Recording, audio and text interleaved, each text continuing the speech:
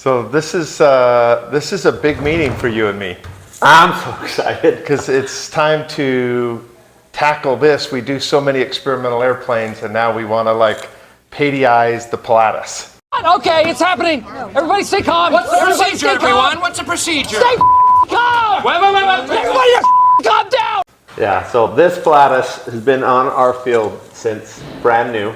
Yeah, since 2001, and it's been owned by either one of our best friends or business partners since the start, and now it's completely ours. No partners, just it's the Patey plane. It's the Patey plane. Well, a lot of people ask, well, what does the 22 Lima Papa stand for?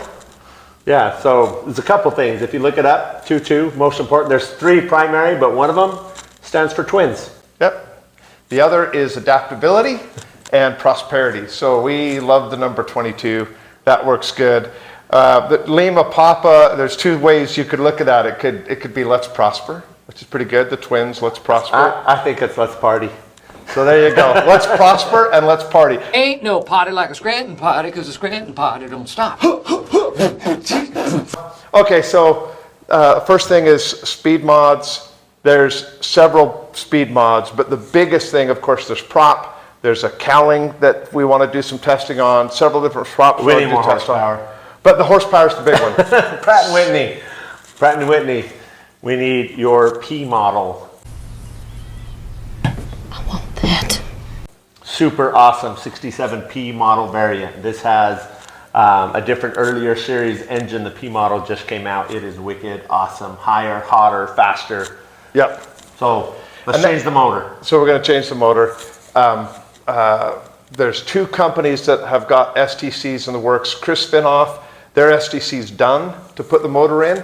And Blackhawk is another great company. They're working on one, but we're going with Spinoff with this one.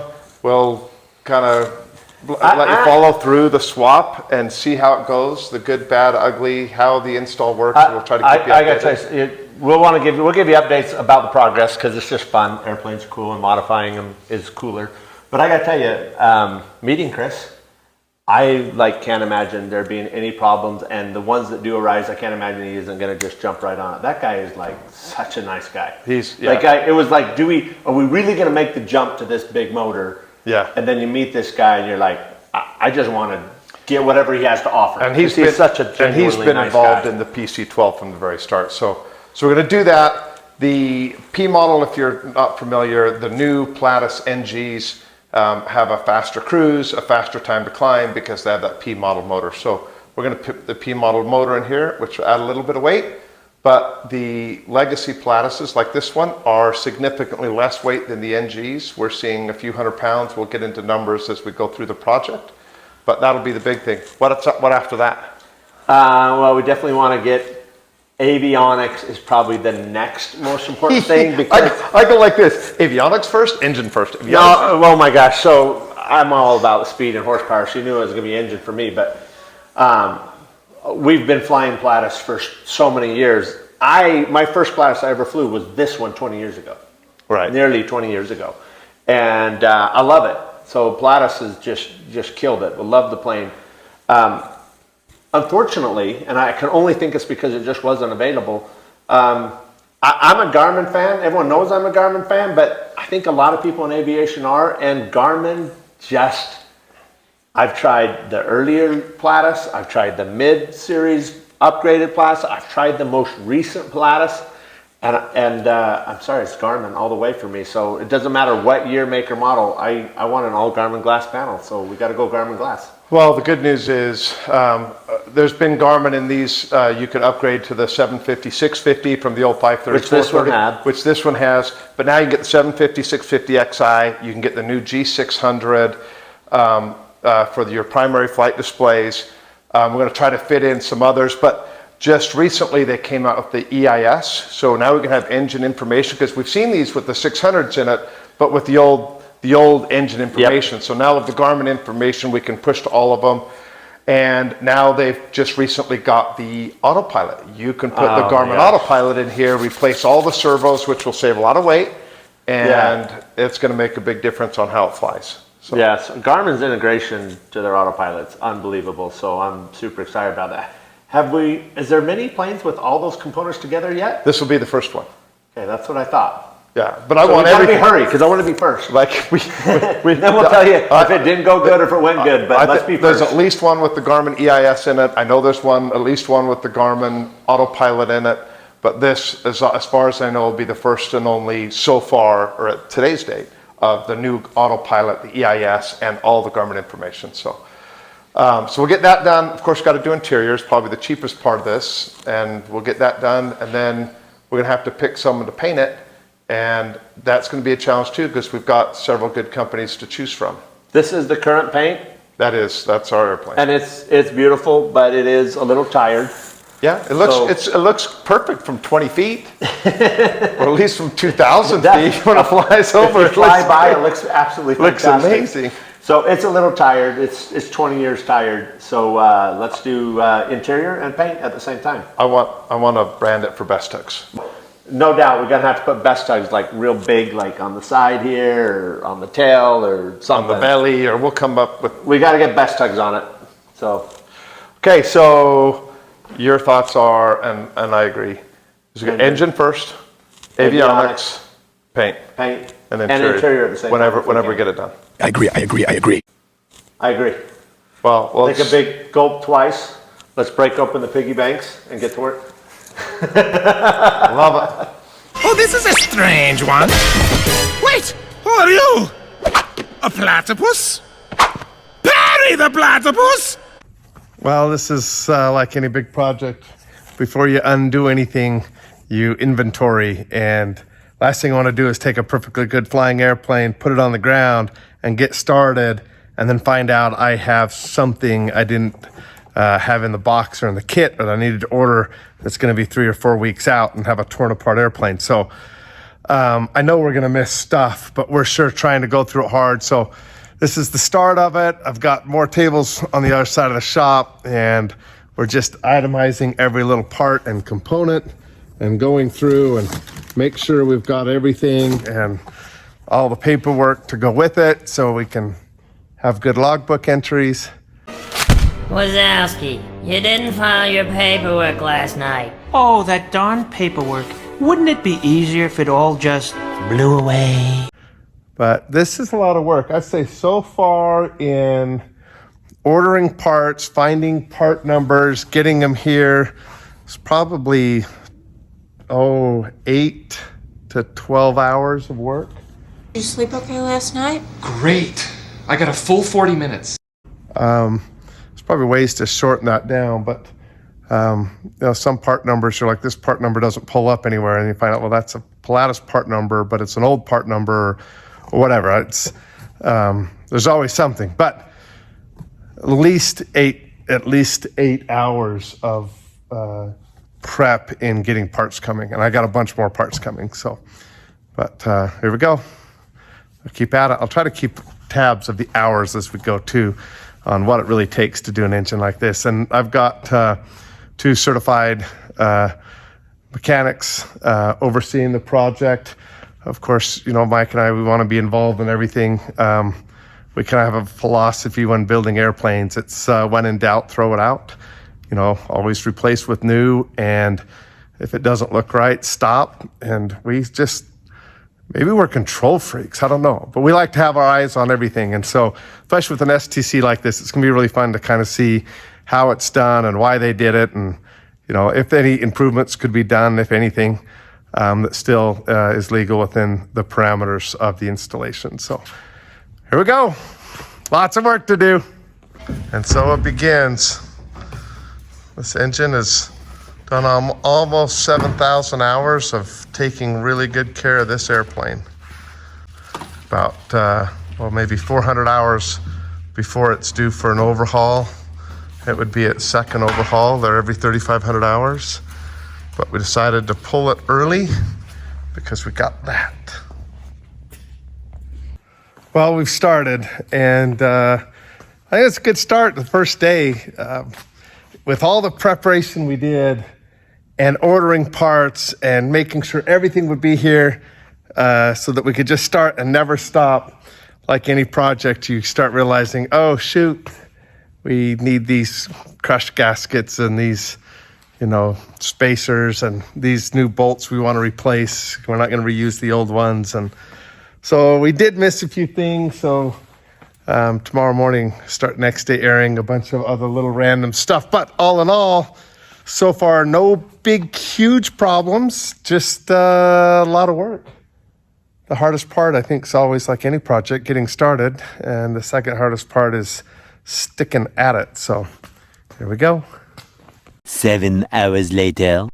So with two experts and me as a redneck helper, we've got first day underway, a little bit short day today.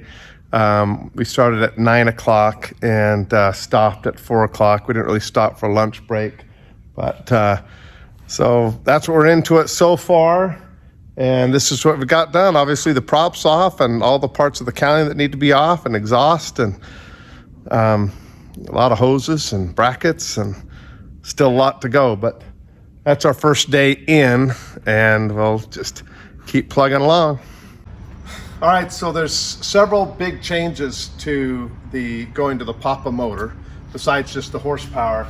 One of those is you get another alternator or another generator. The standard Pilatus has a starter generator and an alternator that sits right here.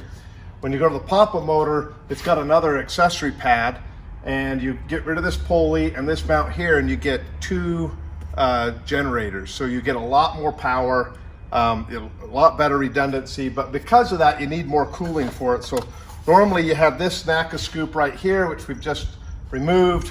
That would go to a wide, it has a large tube to go to the starter generator and a small cooling tube to the alternator. But now we've got to put this much larger one in, and this has this new Y on it. So when that's installed, we'll trim this out a lot bigger. That'll give us the more airflow we need. And then inside the plane, you've got two large cooling ports. So it seems scary cutting a hole into your Pilatus, but most of you did this conversion, you're not doing it. Some other guys doing it when you don't have to watch. It's much less painful if you don't have to see it happen. But they will absolutely just cut holes into your beautiful paint job and install something that you will be glad you have later. That's dual generators. So there's a few things about this install that were a lot more work than I would have imagined. One is the significance of the changes to the electrical system, not in their complexity, but the level of work that's required to change the electrical to go from a starter generator and an alternator to a starter generator and another generator. I'm tired of this, Grandpa. That's too damn bad! So we're going from about 120 amps, I believe, on the old alternator to 300 amps on the new generator. So you got a lot bigger wire. That means pulling the entire interior out, pulling the floorboards out, the pilot seats, the bathroom, the cabinets, carpet. I mean, ripping everything out. Huge job, but I had my son Kason here working with me in the 2 A&Ps we got here, and Kason got that done in about an hour and 50 minutes. But then there's other things like this. This was a big change. This was the old mounting plate that held our primary contactors and fuses there on the firewall. But now you're going from a small contactor like this, which was the alternator, to something twice that size for the generator. And so there's just not enough room on that plate. And so there's more to go on. So this is the old plate, and here's the new plate. And as you can see, it's a little dirty, but there's a lot of nut plates and drilling, and it comes with the plate, but you've got to lay all that out. And then you've also got to build all the mounts on the firewall. So you can see these green tabs here on the firewall. There's 4 of them. And you have to match all those and drill them and mount them. But the electrical surprised me. Sometimes you think the real big deal is this here, that engine. Now this is the new engine, and we're just about done installing all this. Everything you see here had to get pulled off the old engine and transferred to this new engine. Of course, all this baffling, the fire detection wire, we still got to finish routing that. So there's 2 guys in about 2 days so far on transferring everything on the engine. Part of that was the last bit, getting the engine out of the airplane. We had an engine mount that was stuck.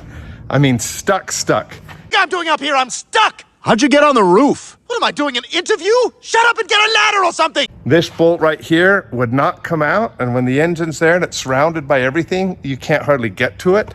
And then we have, somewhere around here, the top half of the engine mount, and there was also 2 bolts stuck in there. We actually had to machine tools of our own making to get into impossible places to get out bolts that were just stuck, and they weren't rusted. There was a yellow, I forget what it's called, but it's a material that now you can't use anymore because it causes cancer. But there's a yellow glue, here it is. Hey, come on over here with me. So this yellow crap right here, all that, I dropped some bolts. Watch it. There it is, got it. I know where it is. Okay, so that junk right there just acted like a glue. And it causes cancer in more than one state, not just California. So we actually take it seriously. So that was a nightmare. We actually destroyed 2 of those bolts and a couple washers. So we got to get those replaced. And luckily we got replacement stuff here. So, but that was a big deal. All right, lots more to do. Back to work. That's my brother Mike saying. Are you mocking me? Are you mocking me? Stop it, you just didn't do it again. He's trying to copy me. Just stop it. Back to playing with airplanes. That doesn't work. Ta-ta for now. Nope. Giddy up. No. How do you end it? Guess you just end it. Bob's your uncle. Ford's better than Chevy. Oh, wait. Oh, that's controversial. No. That's the scariest part always right there. We're just slowly lowering the new engine into place and making sure we don't cut any wires or pinch anything or dent anything. Oh, but it went smooth. So it's time to start putting bolts in holes. Hey. All right, so the plane's pretty torn apart right now, but despite how it looks, it's really, really close to being done. Like, button it up tomorrow and do tests. But a lot of work has been done. You know, a lot of it's pulling out old wires. We did some changes while we had the plane apart. We added USB power ports. We had some for charging phones, but we wanted to switch out to the Garmin because they can handle the larger iPads and not just maintain battery, but charge the iPad while you're using the iPad. So we swapped out to Garmin on both sides. We also tore out more interior than we had to because this is a new antenna wire. We put an iridium antenna on the roof of the plane so that our air text system can send and receive signal just with a perfect signal. It worked really well with the antenna up here in the window, but it didn't look good. I didn't like it. Sometimes it'd slide off the shelf and unstick the Velcro, and mostly it just looked bad. But now we've got the iridium antenna on the roof so we can do air text and emails with just a perfect signal all the time. But this install of this engine does require all this interior to come out. There's some significant changes. All these floorboards had to come out because we had to bring in a lot larger wire back into the main connections under this floorboard. And the reason for that, of course, is because instead of one generator, starter generator, and an alternator, we now have 2 generators. So 2 300 amp generators. So obviously the wires coming off that little backup alternator wasn't going to cut it. So there was also a service bulletin, so it's not a required, it wasn't an AD, but a service bulletin to take the ground wire that was coming off that alternator and pull it out from being connected here and install it up here on the firewall. And it didn't need to be done, but for me to get rid of 12 feet of wire, and then just the new larger wire just being a 2-foot run instead of a run all the way back under here. Awesome service bulletin. If you care about weight, if you're doing updates in your plane, just get that service bulletin done. Take out a few pounds of the airplane. Every ounce counts. So then this thing, this is your switch panel that goes up in here. One of the things the STC did really well, you have your generator 1 here and on, and then you have your reset here. Well, your Gen 2 was just an alternator, so it didn't have a reset. So instead of trying to redo this whole thing, they added a reset button right up here, and we'll show it to you later, but it's just a little push reset button for the generator 2. So instead of this push down, you have a nice little lit switch here for resetting that. Pull the lever, Kronk. Wrong lever! Another big change was this here. This is the easiest change though. This is your engine monitor. Eventually this will be Garmin, hopefully sooner than later. But this will come out. We pulled this out. It took 2 minutes or a minute and a half. And that half minute of that was finding the screwdriver, right? So that comes out. You just unplug it. You send it in. They put all the new parameters on it in a couple days and send it back. So now it has the higher torque and mainly your higher temps, and is all configured now for the new engine parameters. So that was the easiest part, was pulling that out, sending it out, and having it done. A couple things I noticed I was a little disappointed in. This is a service message to the service centers out there. I love my airplane, and I don't want to say everything has to be perfect, but I do expect a level of perfection at some extent. This particular plane has only been serviced at 2 service centers. They have great reputations. They're great people. They've taken really good care of this airplane since it was new. But I was really disappointed when we're pulling the plane apart, and, you know, almost all the screws in the floor panel are completely stripped out. You know, if an annual inspection averages, say, $35,000 on an airplane like this, and to replace every screw that was kind of stripped out with a brand new screw would be $8 in screws, and zero extra time, and possibly even save time because you're not trying to put stripped screws back in. But I would argue 90% of the screws in this plane, in the floorboards, need to be replaced. And I'm not going to throw those 2 service centers under the bus. You guys do a great job, but just talk to your guys in the shop and say, guys, if someone's going to spend $35,000 to $100,000 a year on us maintaining their airplanes, we absolutely will give them $20 in free screws so that they don't pull their carpet up someday and go, I'm drilling out stripped screws because they kept putting them back in. And it's obviously this happened over time. It wasn't one screw. They just got a little worse, little worse, little worse. People stick them in the little plastic baggies, and then they just, you know, label them, which is great, but then they just stuck them all back in the plane. Don't do that. Love us enough. Take our money, take all of our money, because we love our plane, but put good screws in. Are you yawning in the middle of this while I'm breaking it down? Huh? Did you hear what I said? Stop listening after you said we need a plan. I think that's a good idea, and I'll love you more. And I love you, and I don't know how to say that any nicer. We love you. But do better. So that was it. The other thing, we've pulled quite a bit of weight out of this airplane. I'll show you the parts. We used to have a little switch here that's going to have to be covered now. The airwave internet, all we really used it for was text messaging and light emails. It wasn't really fast. We personally weren't happy with it. A lot of people really are. But we pulled that out, and it was a ton of weight. And I'm anal. When we take out equipment, I don't let them terminate the wires and leave them. That's how planes get heavy. People, as we age, we get heavy. Airplanes shouldn't. As they age and new parts get lighter, the plane should get lighter. But unfortunately, planes generally get big, huge looms of wire everywhere just left in it, and they get heavier and heavier. But not this one. This plane, we have found lots of unnecessary wires as we've removed old equipment, and like the ADF is coming out on this. I don't listen to the radio on that anymore like we used to.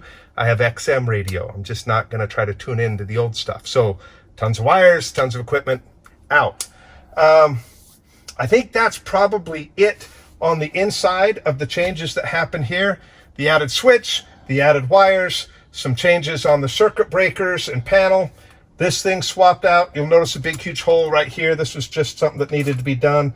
Our altimeter, we noticed the last few flights always was a little bit off. When we landed, we'd look at FlightAware, and if we were flying at 28,000 feet, on FlightAware, it showed 28,100. If we were at 24,000 feet, FlightAware showed us at 24,100. And I talked to ATC on a flight and said, hey, I'm at 28,000 level. What do you show? And they're like, oh, you're showing 28 and bouncing, or you're showing 100 foot high and sometimes bouncing to normal. So that's gone. That's going to get fixed. I want it to be accurate, like really accurate. So that's it. It's sad to see the airplane in this state, but it's going back together with all new screws. It's going back together with some significant weight savings. It's going back together with new Garmin USB ports so I can charge iPads while using them. And it's going back together with an Iridium antenna for my AirTech system for super cheap and affordable texting and email. So that's it. There's the update for today. All right, we're getting close to the finish line, which is always really exciting. So I figured to go over some of the big changes to the airplane that had to be made. This, of course, the NACA scoop, the old one. This old one was much smaller. You need a bigger one. I've got this in primered and sanded out and then painted it in just black to keep the turbine oil out of it until I can get to a paint shop and have it fully down. But I wanted that turbine oil soaking into the primer. So that's just a protective coat. It looks okay for now. I can fly it like that. That feeds 2 larger scoops because we have a second generator now. We used to just have the one generator and a small alternator here. Now we've got another generator, which adds a lot more wiring. All the wires in white are all new. This whole bundle's new, another relay. So those are the big changes there, but all that electrical changes heads all the way into the plane. In fact, there's some new breakers added here. Normally there's 3. There's a couple more, and then a lot inside the plane as well. The other big changes is your prop has to be a prop off of an NG Pilatus, or you got to take your prop and send it in to get shot peened. And that hardens the outside layer of the prop, lets you handle a little bit more horsepower. So that's a change. So if you're going to do this mod, you might go to a 5-blade prop. I chose to stick with a 4-blade, a lot less money. And we got this one off of an NG Pilatus. It's already been shot peened and good to go. So other changes, we did some weight savings. So excuse the mess, but this is the way projects are. But we took all of this stuff out. It's an old internet system that I felt like was too heavy.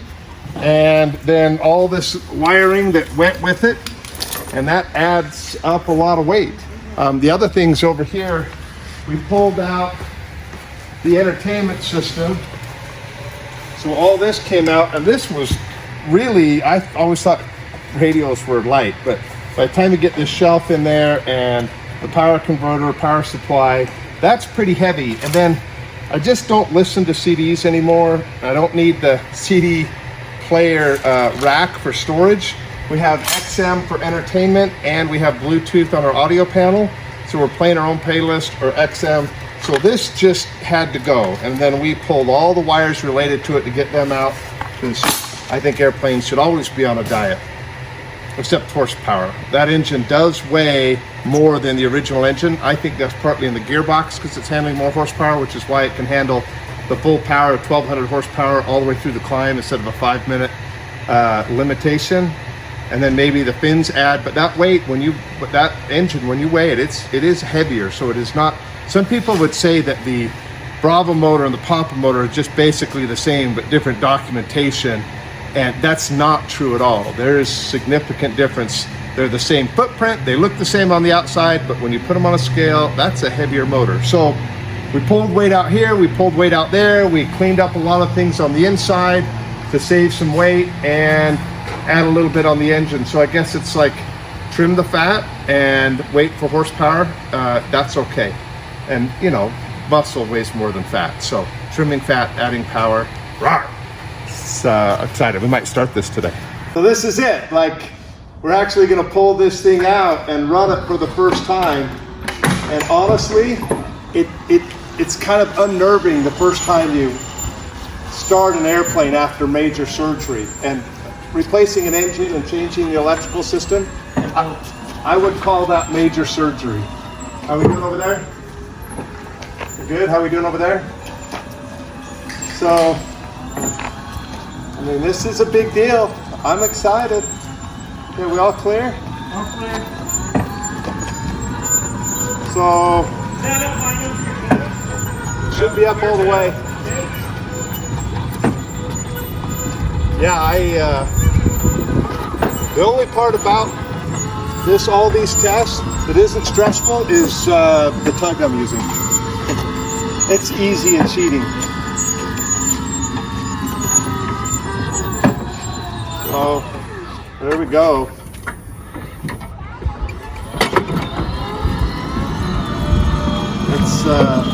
Let's fire this airplane up. Wish us luck.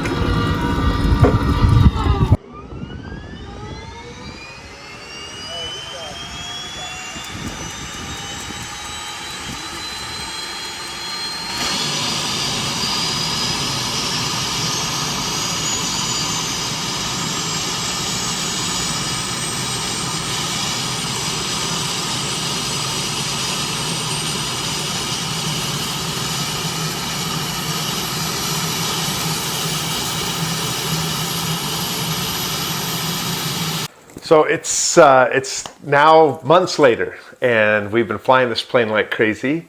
And I have to say, overall, I'm super, super happy. But the thing I'm most excited about is something I never would have guessed, I never thought of. I'm almost embarrassed I didn't think of, but the very, very best part about the engine upgrade, I got to save till later.